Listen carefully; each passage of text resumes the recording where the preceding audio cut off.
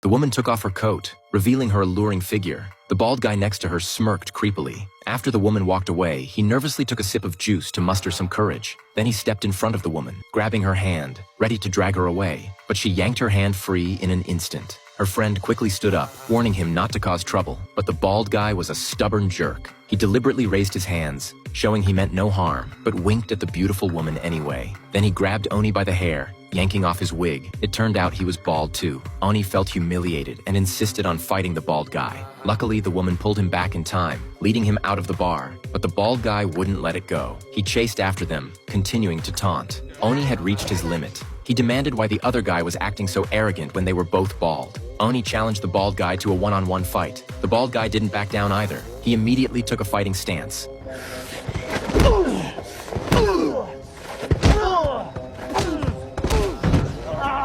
Unexpectedly, Oni knocked the bald guy down. Oni's brave display instantly won the woman's heart. Excited, she rushed over, saying she wanted to reward Oni that night. The next morning, Oni found the bald guy. It turned out they had both been acting the night before. The bald guy had deliberately caused trouble, so Oni could heroically save the day, winning the woman's affection. As part of the deal, Oni gave him a generous payment. But this was just a side gig for the bald guy. His name was Nick, and his real job was a private bodyguard. Nick's dream was to earn $5 million and then travel the world. One day, a young man came to him, introducing himself as Cyrus, a rich kid. Cyrus wanted to experience the casino scene, but those places were full of danger, so he needed a reliable bodyguard. Nick agreed immediately. They went to the biggest casino in Las Vegas, and the luxury inside left Cyrus wide-eyed. But he only exchanged $10 for chips, making Nick wonder if he had run into a scammer. So Nick left Cyrus in the casino and returned to his bodyguard agency. His assistant told him that a friend had called, saying something important needed his attention. Nick rushed over as soon as he got the message. By then, Holly had been discharged from the hospital, but the scars on her face were still visible. He then told Nick about what had happened.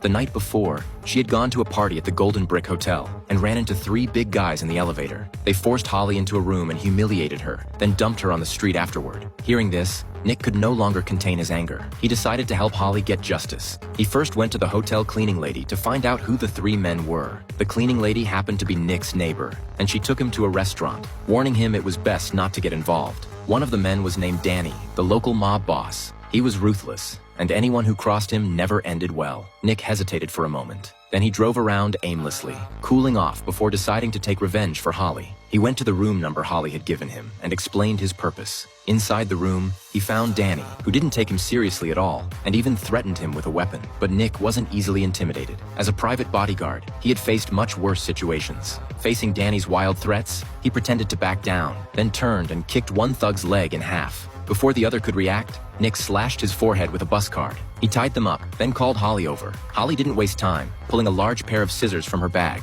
Seeing this, Danny immediately panicked.